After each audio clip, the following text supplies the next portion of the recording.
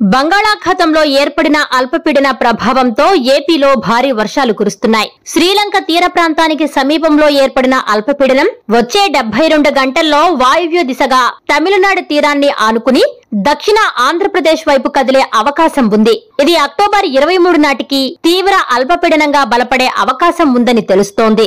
రానున్న 2 రోజులు అంటే అక్టోబర్ 22 దక్షిణ ఆంధ్రప్రదేశ్ లోని తిరుపతి, నెల్లూరు, ప్రకాశం మరియు రాయలసీమ జిల్లాలలో భారీ వర్షాలు కురిసే అవకాశం ఉంది. అక్టోబర్ 23 నుంచి కృష్ణా, గోదావరి, విశాఖపట్నం మరియు ఉత్తరాంధ్ర ప్రాంతాల్లో వర్షపాతం క్రమంగా పెరిగే అవకాశం ఉందని తెలిపారు అధికారులు. నెల్లూరు జిల్లాలో ఎడతెరిపి లేకుండా కురుస్తున్న వర్షానికి రోడ్లన్నీ జలమయంగా మారాయి. ప్రధాన రహదారులు, చెరువులను తలపించాయి. దీంతో వాహనదారుల రాకపోకలకు తీవ్ర అంతరాయం కలుగుతుంది.